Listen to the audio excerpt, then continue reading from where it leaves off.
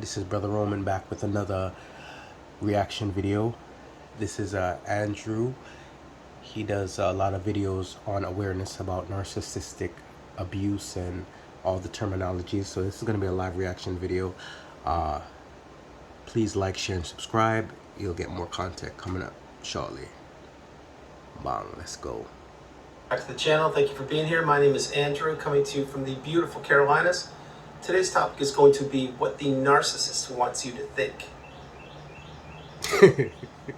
Think about that for a minute. Everyone, if you like the content, please like, subscribe, share, pay it forward to somebody who could use the wisdom, the education. Remember, at one time, you did not know what narcissism was. Now you're becoming educated and awakened. Pay it forward.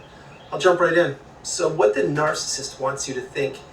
In the beginning, what they want you to think is that you have met your soulmate, or you've met an individual who is almost too good to be true. And we now know that that is actually a fact. The relationship was too good to be true.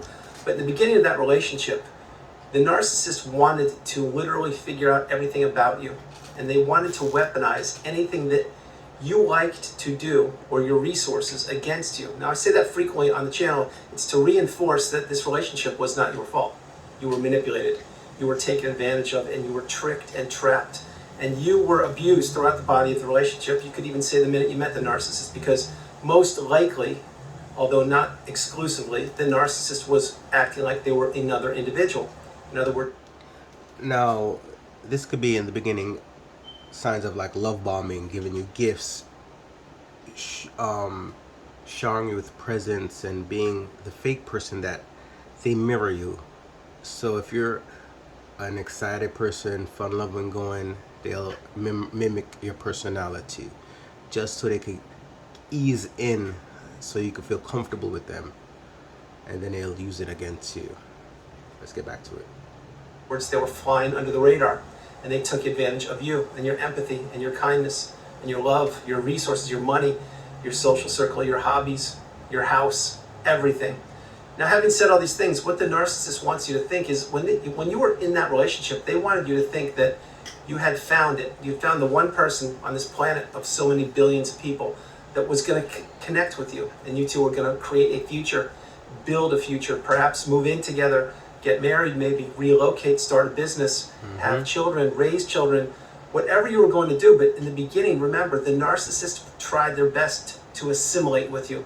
They wanted to make themselves very, very under the radar and agree with many things that you liked. Exactly. And that's why in the beginning of these relationships, think about when you would go to a restaurant with the narcissist. In the very beginning, you probably picked out the restaurant multiple times. You probably did. And then slowly the narcissist got jaded and bored with the restaurants that you were going to. And over time, you got so beaten down, you couldn't even pick what color shirt to wear when you were going to work. That's just one example, because this is how the narcissist works. They take away your ability to think for yourself. They take away your ability to reason, to be rational, to be stable. They take away everything possible. And the narcissist, what they want you to think is that they know more than you, that they are wiser than you, that they're smarter than you, that they can do whatever they want and you will still be in the relationship. That is a pivotal message right there.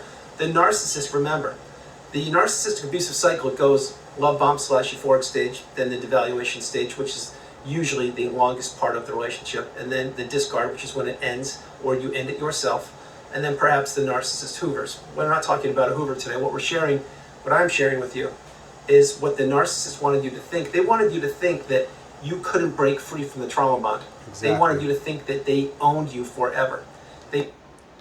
Yes, so a lot of narcissists, this could be your family members, toxic relationships you've been in with, they want to think that they own you. So they'll do everything they can to keep you theirs, keep you in your shell, keep you under their tutelage. It's very much like mommy dearest. On the outside, she's the perfect, lovable mother, perfect. But on the inside, those children were going through torture and terror. Mommy Dearest. It's a great movie. Check it out. That lady was a complete narcissist. They wanted you to think that you would never be able to fall in love again. They wanted you to think that these would be the best days of your life, which in fact, they turned out to be some of the darkest days of your life.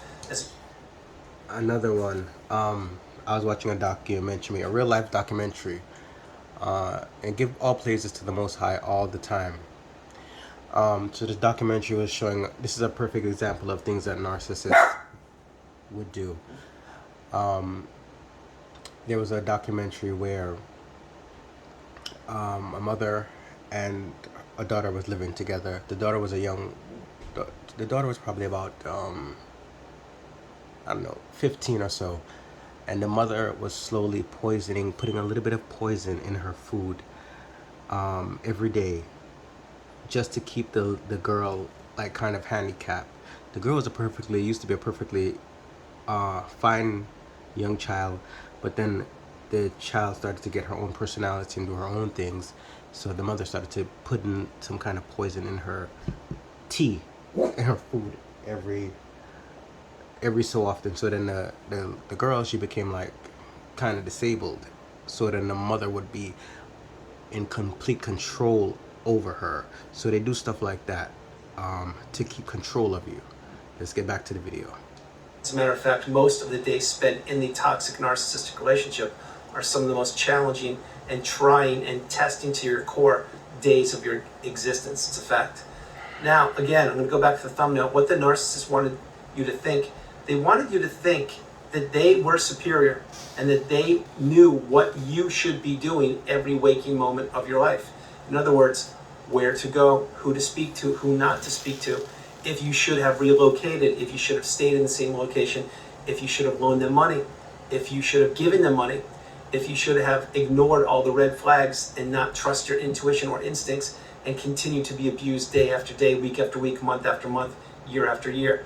They wanted you to think that basically your reality wasn't real. That's what gaslighting is. When they're trying to tell you that the way you saw things and or see things, that's not real, it's not reality. And when the narcissist is hammering you on gaslighting, in other words, from the beginning of the relationship, and I'll give you an example in a moment, when they do that, they have you doubting yourself. And they have you thinking what? They have you thinking that the narcissist knows more than you do. Yeah, they would do stuff like that.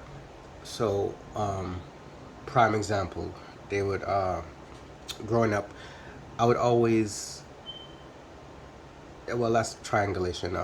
Okay, anyway, so when I was growing up, my grandmother, me and my brothers, we lived with my grandmother, and she would always, things would always go missing. Like if I had phones or whatever, clothes, things would just go missing out of nowhere. And she would say, "Oh, you're just careless. You're a mad person.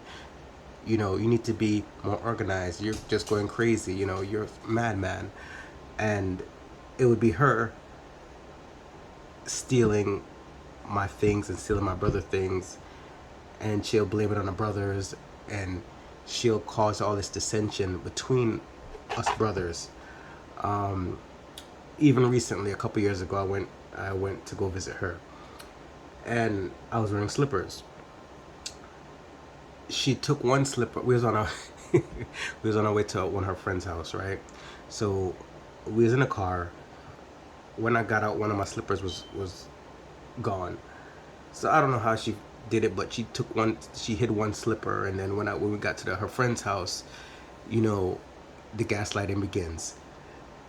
Oh, he's a madman. How he left out the house with one slipper, and meanwhile she took the other slipper and hid it. They do weird stuff like that, you know, to make you seem like you're off kilter, you're crazy, you're a madman, and to make the outside world look at you in a crazy way. You know, if you go in a car and you have your cell phone with you, she'll steal your cell phone, right, and then act like she didn't do it. Act like you are crazy and you probably dropped this outside, and they do stuff like that. Back to the video. Here we go. And when you hear this day in and day out, you become such a zombie-like, trance-like state in the narcissistic fog that you give in to the whims and the wishes of the narcissist for multiple reasons. One is it's just easier to go with whatever they say, because again, you're so clouded, your judgment isn't what it used to be, and you're being gaslit, and you did not even know what gaslighting was back then. But having said that, you find out that it's so much easier to just let the narcissist pick the restaurant, to just let the narcissist tell you what shirt to wear, to just let the narcissist tell you what kind of peanut butter to buy, to just go with the flow, because it is better than the alternative. You've learned what the alternative was. It's when you said, no, that's not true. What you told me wasn't true. That's not what happened a year ago. And then they're like, yes, it was. And then what happens? When you keep explaining to the narcissist what, in fact, reality was from a year ago, whatever concern you were addressing, because they probably brought it up and now you're in a rage fit, you're experiencing a rage fit from the narcissist. But when you're trying to explain to them what reality was, what really happened a year ago, and they're completely denying it, what happens there is they're gaslighting you. But on top of that, many times they will just say nothing and they'll storm off, they'll leave. And then what happens? Well, that leads into the silent treatment for a couple days. It really does. And then what does that lead to? I'll tell you what that leads to. That leads to the narcissist not being in your proximity. What does that lead to? I'll tell you what that leads to. That leads to you being isolated in your own house, thinking about the past, what happened to that period of time a year ago. Was your version correct or was their version correct? And the truth is, your version was most likely correct. I'm certain it was if you made it this far in the video. Their version wasn't correct, but now they're giving the silent treatments. They're gone, and they're getting your replacement. That's what they're doing. They're spending time with other individuals, not caring about you for one split second. You may think otherwise. That's not the case. It's not truth.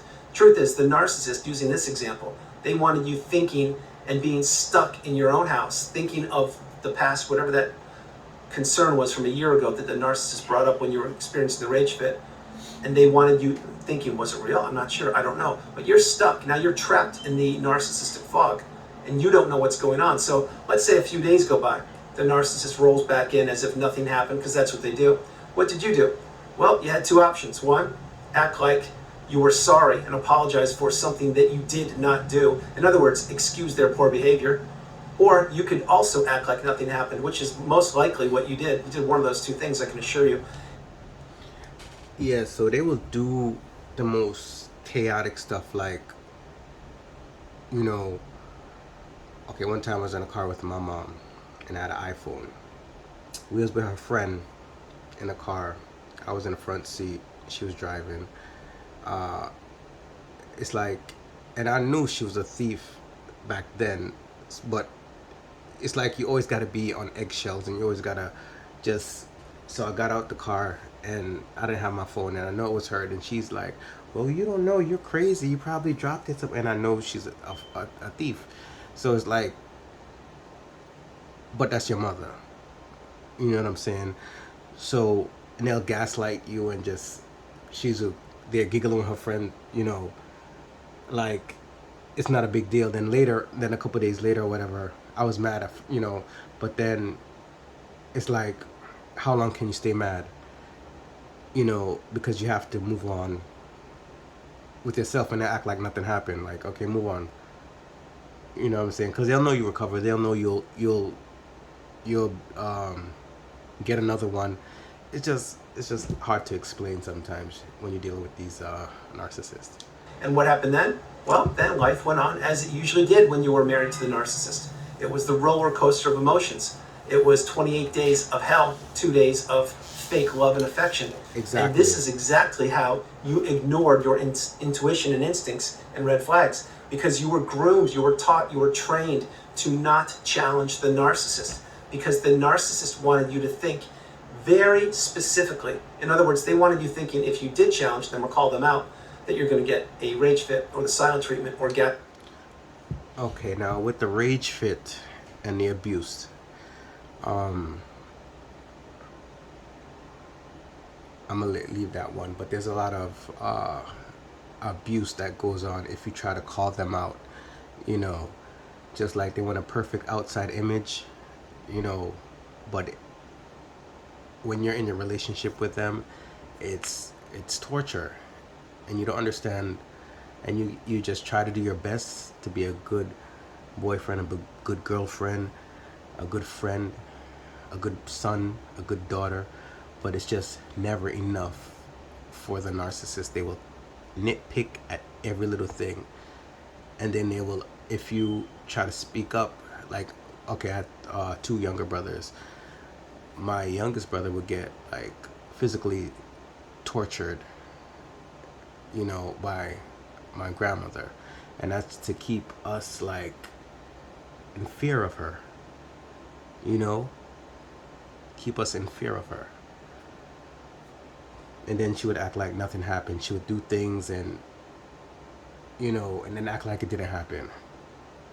You know, I'm gonna talk about triangulation real quick. I have 3 brothers, and my younger brother was into basketball, like elementary, junior high. He was into basketball. Anytime he would bring him home trophies from his wins for basketball games, she would throw out the trophies and say, "Don't bring that garbage in here.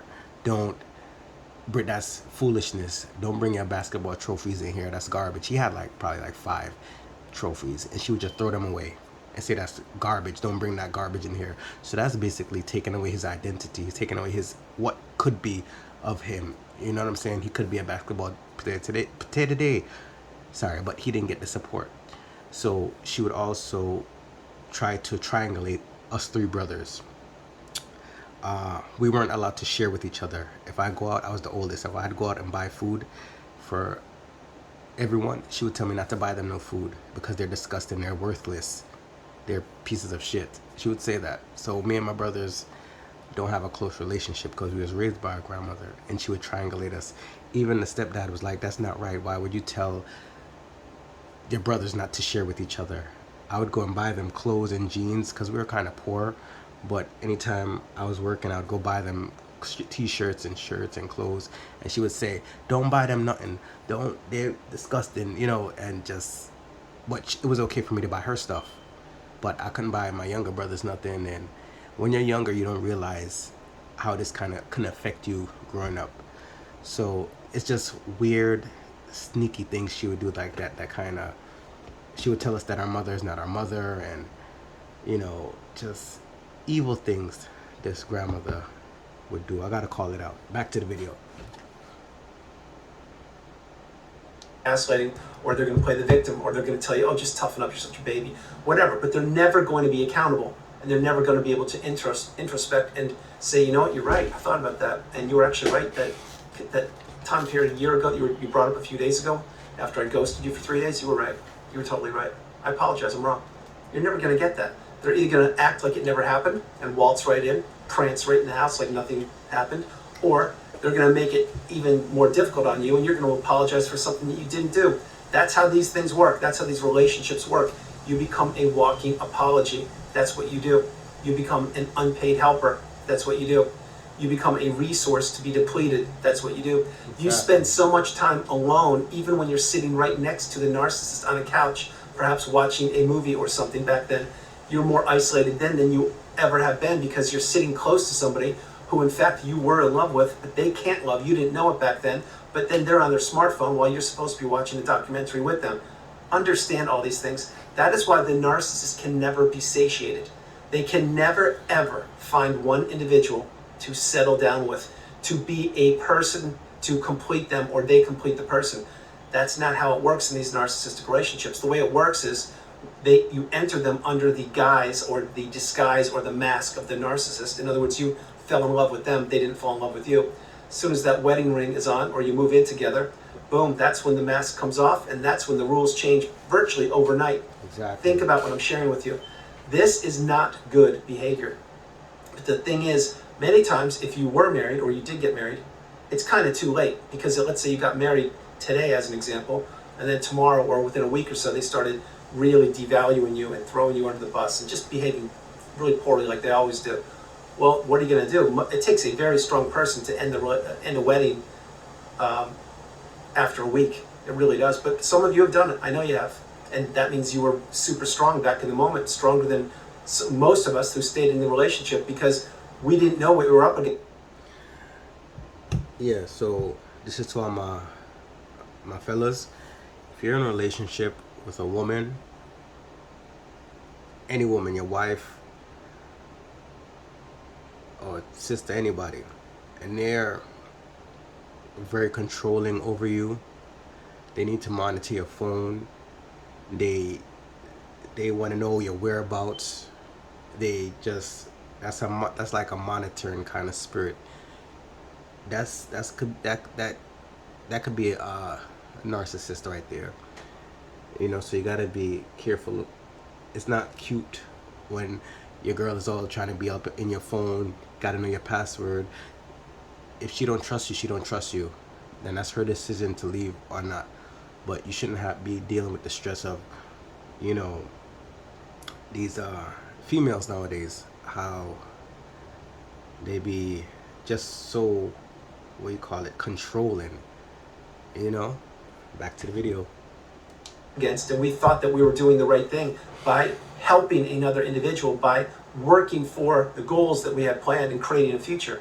Truth of the matter, again, is the narcissist, all they want to do is take your resources. They want you to raise the kids. They want you to spend time with the kids. They want you to teach the kids. They want you to pay the bills. They want you to spend your money on vacations while you're being abused on vacation. They want you to tolerate their poor behavior when they keep coming home later and later and later in the week. And when they're coming home later, they're telling you all of a sudden they're not hungry. And you're scratching your head like, wait a minute, I just made dinner, or I ordered dinner, and it's here, and it's been here for 3 hours.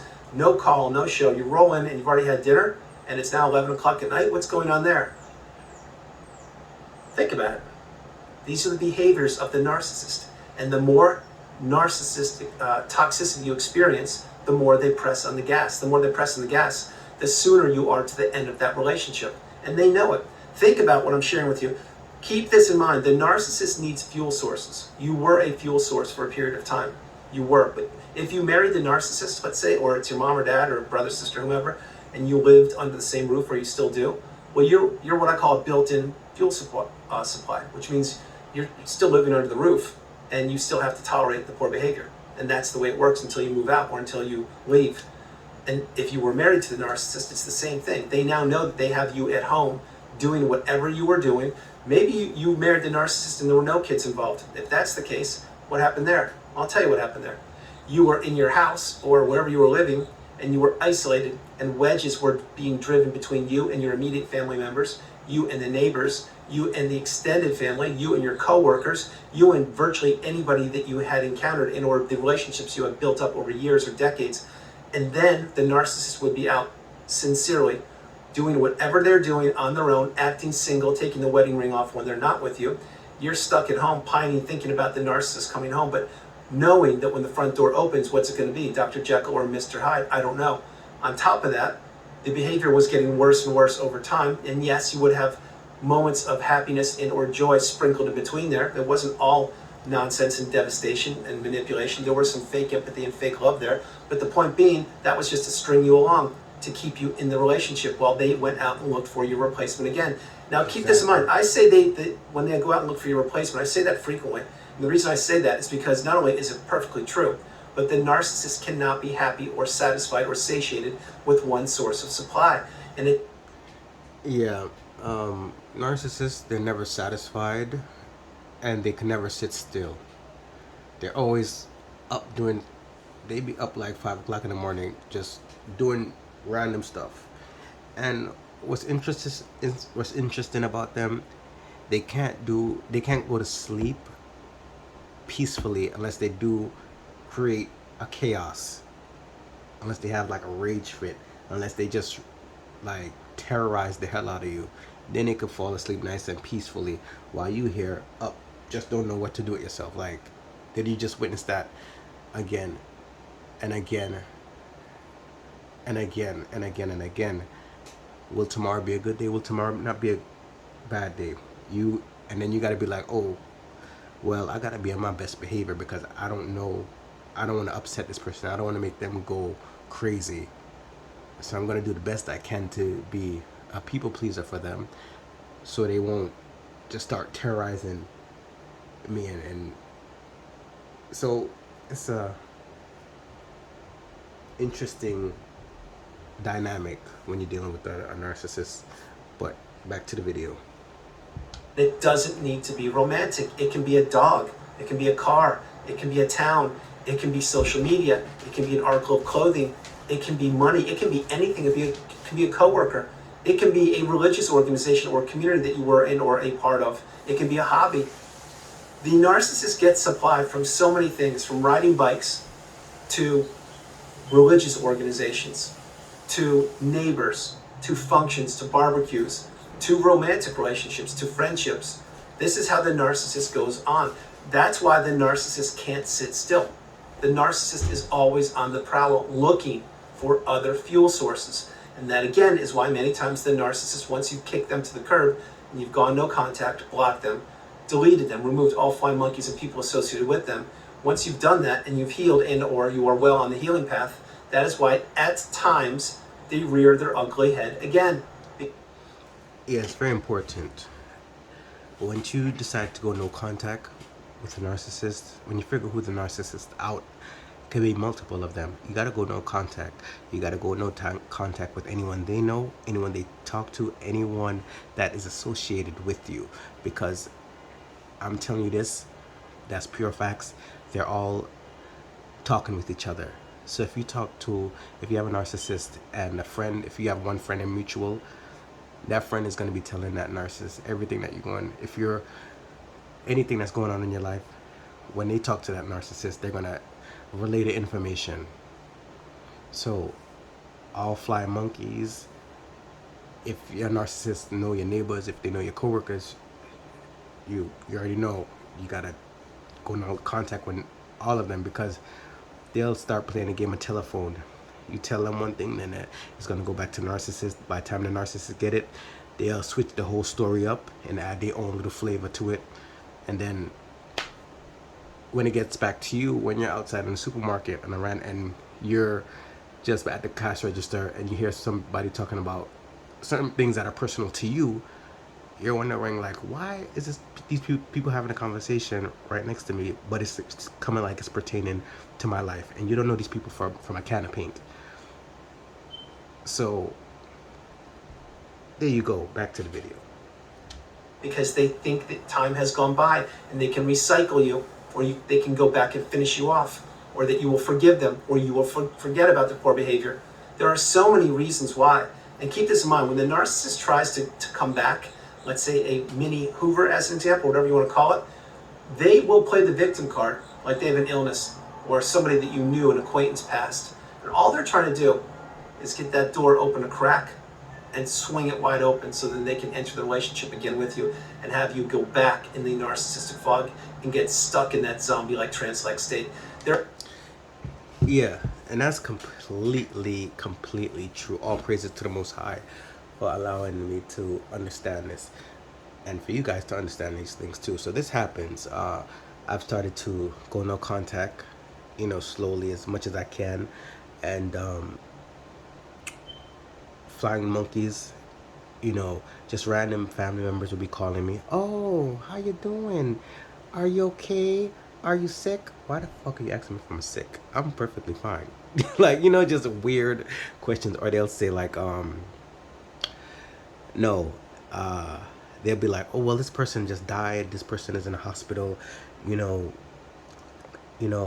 My sister's your sister's in a hospital. You gotta come. Even stuff like that, you just gotta dead it and be like, nah, I can't come. No, don't even respond. You know what I'm saying? Because these are little triggers to draw you back in to their loop. And next thing you know, you draw it into your loop and you're over there, and then a fight kick off and somebody gets shot, or somebody, it's just all this kind of madness that you don't need in your life. And then as soon as you're around all those people, they're gonna be like, wow, we haven't been, where have you been for all these years? This person is in a hospital. They want your energy. They want your empathy, because you have the power to heal, and you have a special light. They want to drag your light down and build back up their light. Back to the video. There is nothing good about a narcissistic relationship. Zero. Nothing. There never can be. There never will be. There never has been. These are relationships that lead to Destructionsville. They benefit one person, which is the parasite, the narcissist. They don't benefit you. As a matter of fact, they take away from your progress in this planet called life. They inhibit you from finding your future, from finding your path, from finding your passion. That's exactly what it is. These are huge roadblocks, if you will. They're huge speed bumps on this thing called life that some of us experience, and even fewer of us get the wisdom, and even fewer of us get the wisdom and apply the wisdom, and even fewer of us block the narcissist, go no contact, block them, delete, remove all fly monkeys, etc. However, that tide is shifting, it's turning. More and more people are becoming awakened and aware. More and more people are not tolerating poor behaviors, let's put it like that, and they're having boundaries. And again, many people have a 1 or a 2 strike rule. In other words, it's not 3 strikes you're out, it's 2 strikes or 1 strike, whatever. Yeah, chosen ones. You don't have to tolerate bad behavior.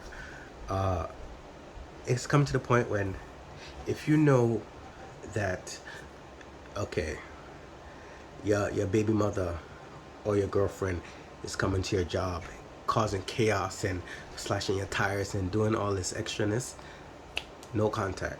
That's it. You shouldn't have to deal with the extra stress.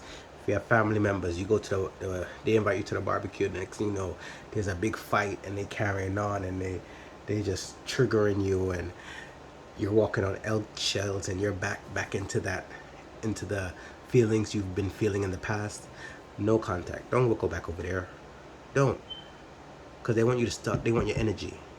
They want you to be stuck back in the old past. 2023, 24, it's about new moves, new vibes, new blessings. Leave the past in the past. Let's go. You're implementing. The point is, you need to remember that you are the priority. You come first, second, and third. Ciao. The narcissist was the priority, and they wanted you to think that. That's why they wanted you to think that they didn't have money when they had a whole bunch of money. That's why they wanted you to think that they had a flat tire when they called you from around the block and told you that they were actually 40 miles away and they wanted you to come out and fix the flat tire. But there was no flat tire. They just wanted to mess with you. They wanted you to think that when they texted you that you should jump up and do whatever they wanted you to do because you were on call. You were walking around on eggshells, and when they had you trained, so when they texted you or called you, you would drop whatever you were doing and you would pick up that phone immediately, read it, and respond or react, I should say, as quickly as you possibly could. Yeah, so another thing is, if you have narcissists, don't eat from them. If you have people that were toxic individuals growing up, your family members, girlfriends or boyfriends, whomever, you don't want to eat from them. If they call you, oh, we having dinner, come tomorrow for dinner. No, that dinner is cursed. You don't want to eat nothing from evil people. When I was growing up, my grandmother, we thought it was funny that she would spit in the food. So they went, she'd buy ice cream and stuff for herself and she would spit in it so my brothers wouldn't eat it. And we used to think that was funny, but that's not funny. You know what I'm saying? So if other people came over and ate some ice cream, they would be eating her spit. If I didn't know she spit in the food, I would be eating her spit. And she was pretty much evil to us. A lot of abuse going on. Back to the video. Don't eat from evil people. That's kind of witchcrafty. If you in toxic relationship with somebody and they want to cook for you, don't eat it. Don't eat the spaghetti. Don't eat the stewed peas. Don't eat nothing, because it's witchcraft in there. Back to the video. They wanted you to think that nothing mattered more than what they said, what they did, and the betterment of themselves. And this was to the detriment of you. You just didn't know it. That is why in the relationship, throughout the relationship, that's why your health took a hit. That's why you lost relationships. That's why you were isolated. That's why you became an extension of the narcissist. That's why you lost your drive. That's why you didn't participate in the hobbies like you used to anymore. That's why you gained weight or lost weight. That's why you developed skin rashes or other ailments.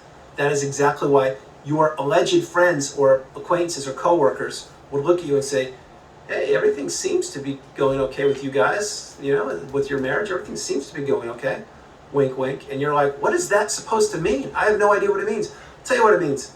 It means the narcissist, when that happened, and yes, that's a real life example, that means the narcissist had already instilled the smear campaign with a mutual friend, and that mutual friend was watching your relationship from afar, but from the perspective of the narcissist. So yes, on the exterior, everything looked like it was good, but with the smear campaign well underway, years into the relationship, you had no chance, because you did not even have an opportunity to defend yourself or say anything. You were living life, working for the narcissist, raising the kids, doing whatever you were doing. The point being, that smear campaign was well underway after that wedding ring slipped on, or even after you entered the devaluation stage, whatever you want to say it there. But the point is, this is what the narcissist does. They drive wedges between you and anything that matters, from your health to your social circle, to your job, to your house, to your existence, let's put it like that. So what did the narcissist want you to think? They wanted you to think that they were the best thing since sliced bread. Truth of the matter is they're some of the darkest, evilest, if that is a word, evil creatures on the planet, and they know it. That's exactly why when they discard you, if they did, and if they did, my heart goes out to you. That's why they disappear like that. Why? Because the mask became too cumbersome. They wanted to take it off and smash it, number one. Number two, they had your replacement lined up. Yes, they did, whether you know it or not. And number three, they showed you the disdain they had for you, how much they didn't like you, how much they actually perhaps even hated you. Yes, I do mean that. And how much they were jealous of you and envious of you. But at the same time, they watched what you squirmed because they knew now when they discarded you, it was going to take an awful lot of work to pick yourself up by the bootstraps, dust yourself off, figure out what you were up against, and heal all by yourself. That is exactly why they do these things, because they don't think you're going to make it, and they know that they've blown up your social circle, and they know that you are most likely isolated, probably even in your own house. That would... Yeah, this is a lot of these instances I try to forget, but all praise to the Most High that He's brought me here to relieve these kind of things. What Brother Andrew was just talking about is they try to triangulate you from your friends and your families and your other loved ones. Example, when I was younger, a lot of things would always go missing in the house, and I would just think it's me being careless, phones getting lost. What my grandmother or mom or whomever they were doing, they would call your friends and tell them not to hang out with you and tell them how such a bad person you are. And I didn't know that people do that. That's crazy that I'm just now learning that stuff like this happens. So, because when I was younger, some of my friends would come to me and be like, your mom, or their parents would be like, would tell them that my mom, or would call them and tell them not to hang out with me because I was a bad child. So who does that? What parent calls your friend and tells your friends' parents not to let their kids hang out with you because you're a bad child and you're this and you're that, and you're basically a terrible person? So a lot of my friends growing up, they were kind of scared to hang out with me because my parents would call them and tell them that I'm a bad child and not to hang out with me, when that's completely the opposite.